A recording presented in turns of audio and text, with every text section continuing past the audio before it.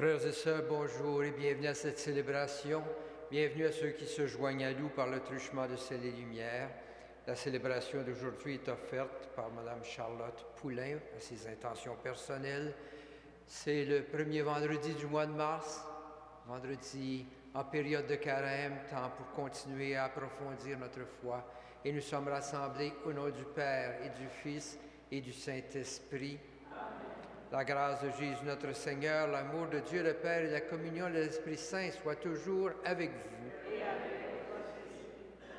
Au début de cette célébration, nous reconnaissons que nous sommes pécheurs. Demandons pardon au Seigneur pour nos fautes. Seigneur Jésus, toi qui entends le cri de celles et ceux qui t'appellent, prends pitié de nous. Ô Christ, toi qui es toujours prêt à nous laisser une seconde chance, prends pitié de nous. Seigneur, toi qui nous invites à entrer dans la logique de l'amour, prends pitié de nous.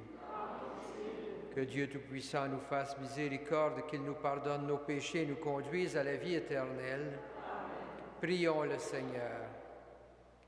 Accorde à tes fidèles, Seigneur, de s'appliquer de toute leur âme à la préparation de Pâques, que le renoncement imposé à notre temps porte en chacun de nous des fruits spirituels par Jésus-Christ notre Seigneur, qui vit et règne avec toi dans l'unité du Saint-Esprit pour les siècles des siècles.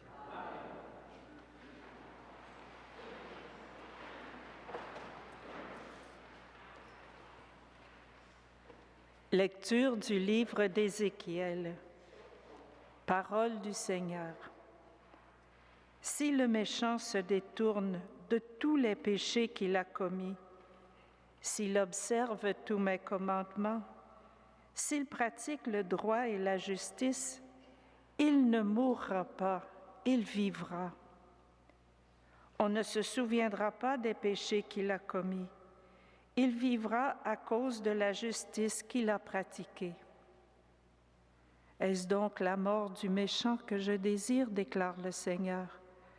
N'est-ce pas plutôt qu'il se détourne de sa conduite et qu'il vive? Mais si le juste se détourne de sa justice et fait le mal, en imitant toutes les abominations des méchants, est-ce qu'il vivra? On ne se souviendra plus de toute la justice qu'il avait pratiquée. À cause de son infidélité et de son péché, il mourra. Et pourtant, vous dites, la conduite du Seigneur est étrange. Écoutez donc, fils d'Israël, est-ce ma conduite qui est étrange? N'est-ce pas plutôt la vôtre? Si le juste se détourne de sa justice, se pervertit et meurt dans cet état, c'est à cause de sa perversité qu'il mourra. Mais si le méchant se détourne de sa méchanceté pour pratiquer le droit et la justice, il sauvera sa vie. Parce qu'il a ouvert les yeux, parce qu'il s'est détourné de ses fautes, il ne mourra pas, il vivra. Parole du Seigneur.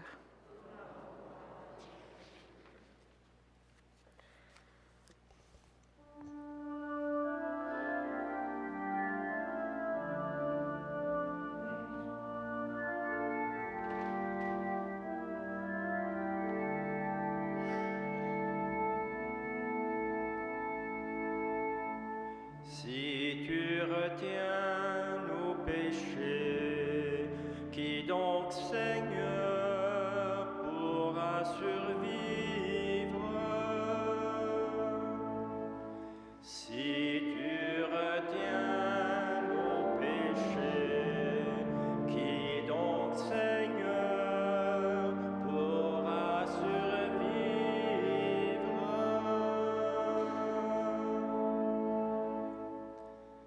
Des profondeurs, je crie vers toi, Seigneur. Seigneur, écoute mon appel.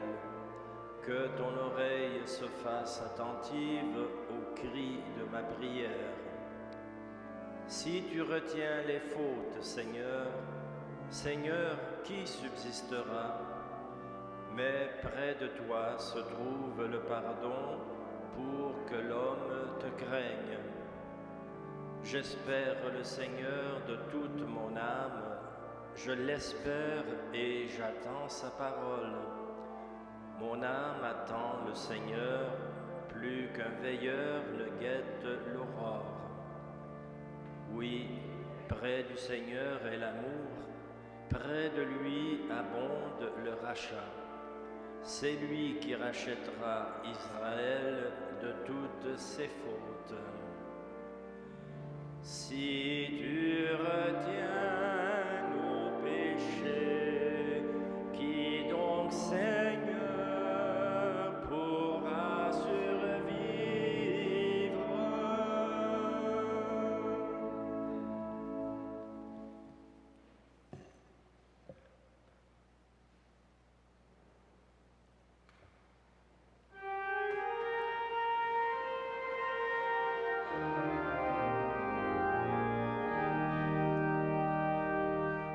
Tes paroles, Seigneur, sont l'esprit et la vie. Tes paroles, Seigneur, sont l'esprit et la vie.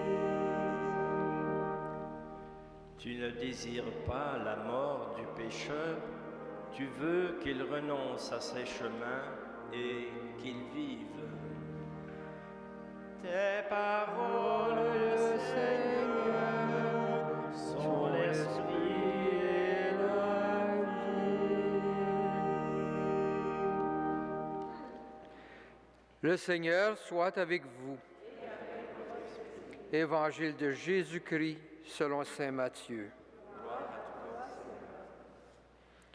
Comme les disciples s'étaient rassemblés autour de Jésus sur la montagne, il leur disait: « Je vous le déclare, si votre justice ne surpasse pas celle des scribes et des pharisiens, vous n'entrerez pas dans le royaume des cieux. Vous avez appris qu'il a été dit aux anciens, tu ne commettras pas de meurtre, et si quelqu'un commet un meurtre, il en répondra au tribunal. Eh bien, moi je vous dis, tout homme qui se met en colère contre son frère en répondra au tribunal. Si quelqu'un insulte son frère, il en répondra au grand conseil. Si quelqu'un maudit son frère, il sera passible de la géhenne de feu. Donc, lorsque tu vas présenter ton offrande sur l'autel, si là tu te souviens que ton frère a quelque chose contre toi, laisse ton offrande là devant l'autel. Va d'abord te réconcilier avec ton frère et ensuite viens présenter ton offrande. Accorde-toi vite avec ton adversaire pendant que tu es en chemin avec lui pour éviter que ton adversaire ne te livre au juge. Le juge au garde et qu'on te jette en prison. Amen, je te le dis, tu n'en sortiras pas avant d'avoir payé jusqu'au dernier sou. » Acclamons la parole de Dieu. Louange à toi, Seigneur Jésus.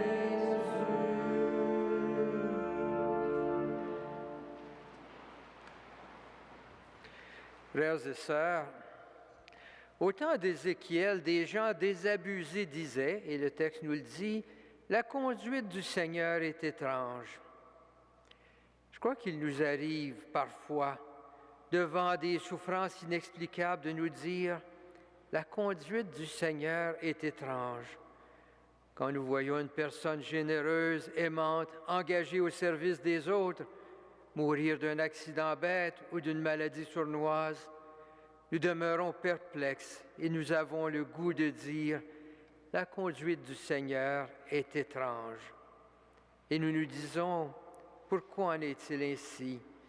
Cette personne si bonne, il me semble, méritait mieux de la vie. » Par la voix du prophète, le Seigneur nous invite plutôt à regarder non pas la conduite du Seigneur, mais notre comportement. Par son enseignement, ce que nous trouvons dans l'Évangile, Jésus nous invite aussi à jeter un regard honnête et lucide sur notre vie. C'est justement cette invitation que nous avons reçue dès le début du carême, Convertissez-vous, c'est-à-dire tournez-vous vers le Seigneur. Ajustez votre vie pour faire en tout la volonté de Dieu. Les bons pharisiens du temps de Jésus disaient sans doute qu'ils n'avaient pas besoin de conversion, puisqu'ils observaient tous les détails de la loi. Mais Jésus porte un autre regard sur le sujet. La fidélité à la loi demande beaucoup plus qu'une conformité extérieure. La loi demande à chacun d'ajuster ses attitudes pour qu'elles soient des attitudes profondément aimantes. Si cette relation harmonieuse avec l'autre est brisée, il faut se travailler à la réajuster. Et l'Évangile dit même cela même avant de porter notre offrande au Seigneur. Voilà donc un projet de mis. Qu'en temps de carême, la parole de Dieu nous invite à regarder toutes nos relations. Nous pourrions dire, avant de célébrer la fête de Pâques, regardez ce que sont les relations avec ceux et celles qui nous entourent. Et si on peut poser un geste pour réparer une relation brisée ou blessée, assure-toi que ce travail de guérison et de communion est en marche. Alors, tu pourras célébrer la Pâque avec un cœur léger et joyeux. Frères et sœurs, nous avons tous à y travailler. Il y a ici une dimension du carême qui est exigeante, mais aussi qui peut être source de joie et de liberté. Nous savons que certaines blessures peuvent demeurer pendant de nombreuses années. Il n'est pas toujours possible de tout guérir et tout réparer en moins de 40 jours.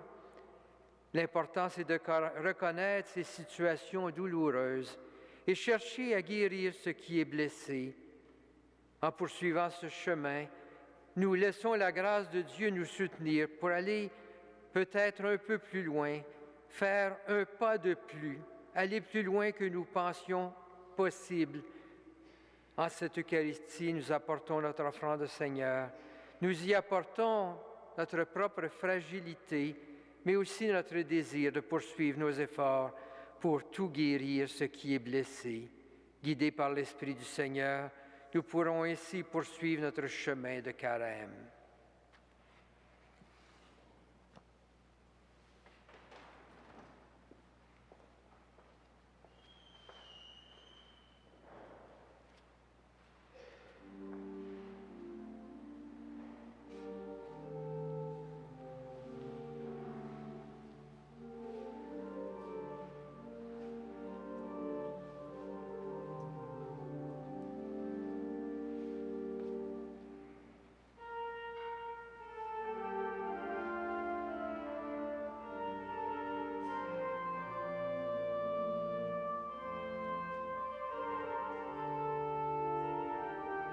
Béni, Seigneur, Dieu de l'univers, toi qui nous donnes ce pain, fruit de la terre et du travail humain, nous le présentons. Que ce pain soit pour nous le pain de la vie, soit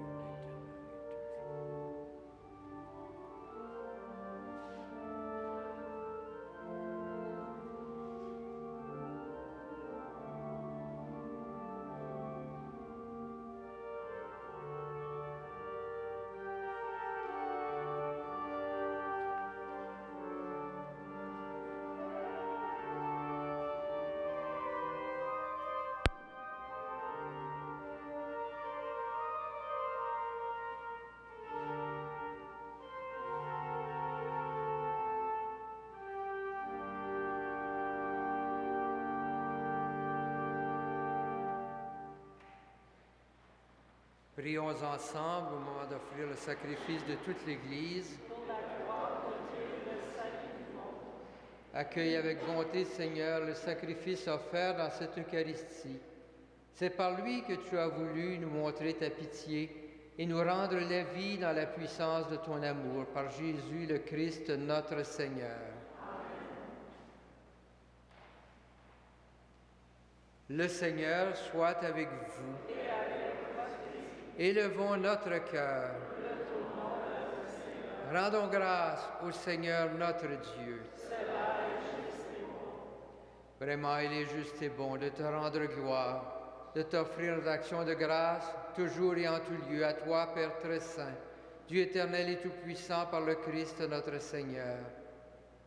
Car chaque année, tu accordes aux chrétiens de se préparer aux fêtes pascales dans la joie d'un cœur purifié, de sorte qu'en se donnant davantage à la prière, en témoignant plus d'amour pour le prochain, fidèles aux sacrements qui les ont fait renaître, ils soient comblés de la grâce que tu réserves à tes enfants. C'est pourquoi avec les anges et les archanges, avec les puissances d'en haut, tous les esprits bienheureux, nous chantons l'hymne de ta gloire et sans fin nous proclamons.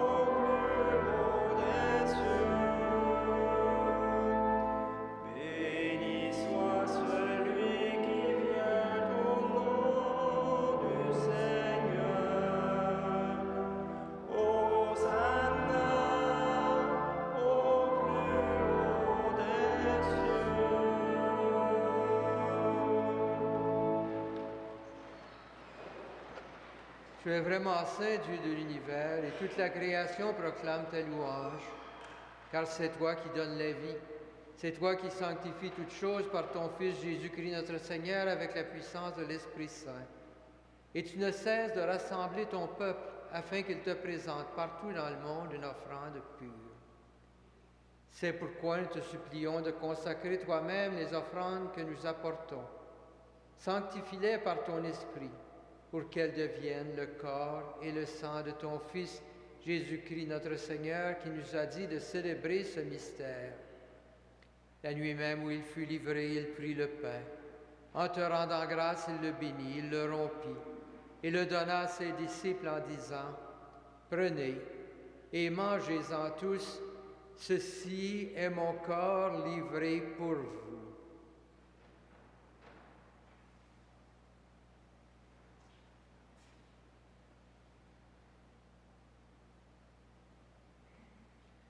De même, à la fin du repas, il prit la coupe, en te rendant grâce, il la bénit, et la donna à ses disciples en disant, « Prenez et buvez-en tous, car ceci est la coupe de mon sang, le sang de l'alliance nouvelle et éternelle, qui sera versé pour vous et pour la multitude en rémission des péchés.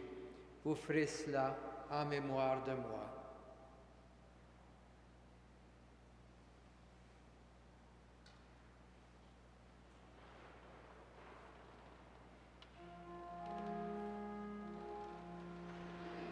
Il est grand le mystère de la foi.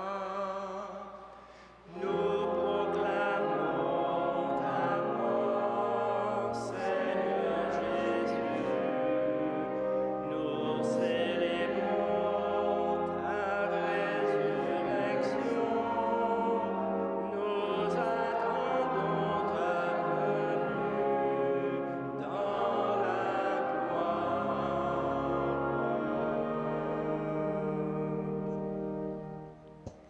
En faisant mémoire de ton Fils, de sa passion qui nous sauve, de sa glorieuse résurrection et de son ascension dans le ciel, alors que nous attendons son dernier avènement, nous présentons cette offrande vivante et sainte pour te rendre grâce. Regarde, Seigneur, le sacrifice de ton Église et daigne reconnaître celui de ton Fils qui nous a rétablis dans ton alliance. Quand nous serons nourris de son corps et de son sang et remplis de l'Esprit Saint, accorde-nous d'être un seul corps et un seul esprit dans le Christ. Que l'Esprit Saint fasse de nous une éternelle offrande à ta gloire, pour que nous obtenions un jour les biens du monde à venir, auprès de la Vierge Marie, la bienheureuse Mère de Dieu, avec les apôtres, les martyrs, avec Saint Frère André et les saints de tous les temps qui ne cessent d'intercéder pour nous. Et maintenant, nous te supplions, Seigneur, par le sacrifice qui nous réconcilie avec toi, étends au monde entier le salut et la paix. Affermis la foi et la charité de ton Église au long de son chemin sur la terre. Veille sur ton serviteur, le pape Benoît, notre évêque Jean-Claude, l'ensemble des évêques, les prêtres, les diacres et tout le peuple des rachetés. Écoute les prières de ta famille assemblée devant toi et ramène à toi, Père très aimant, tous tes enfants dispersés. Pour nos sœurs et nos frères défunts, pour les personnes qui ont quitté ce monde et dont tu connais la droiture, nous te prions. Reçois-les dans ton royaume, nous espérons être comblés de ta gloire tous ensemble et pour l'éternité, par le Christ notre Seigneur, par qui tu donnes au monde toute grâce et tout bien.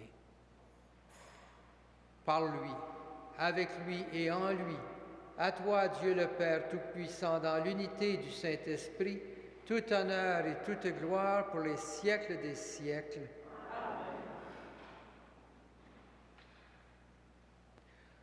Rassemblés autour de la table du Seigneur, unis dans un même esprit, nous nous tournons vers le Seigneur et nous prions. Notre Père qui es aux cieux, que ton nom soit sanctifié, que ton règne vienne, que ta volonté soit faite sur la terre comme au ciel. Donne-nous aujourd'hui notre pain de ce jour. Pardonne-nous nos offenses, comme nous pardonnons aussi à ceux qui nous ont offensés, et ne nous soumets pas à la tentation, mais délivre-nous du mal. Délivre-nous de tout mal, Seigneur, et donne la paix à notre temps. Par ta miséricorde, libère-nous du péché. Rassure-nous devant les épreuves en cette vie, où nous espérons le bonheur que tu promets et l'avènement de Jésus-Christ, notre Sauveur.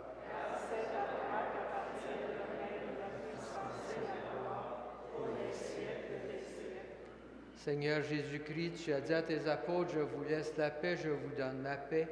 Ne regarde pas nos péchés, mais la foi de ton Église, pour que ta volonté s'accomplisse. Donne-lui toujours cette paix et conduis-la vers l'unité parfaite, toi qui règnes pour les siècles des siècles. Amen. Que la paix du Seigneur soit toujours avec vous. Et avec Agneau de Dieu, qui enlève le péché du monde, prends pitié de nous. Agneau de Dieu qui enlève le péché du monde, prends pitié de nous. Agneau de Dieu qui enlève le péché du monde, donne-nous la paix.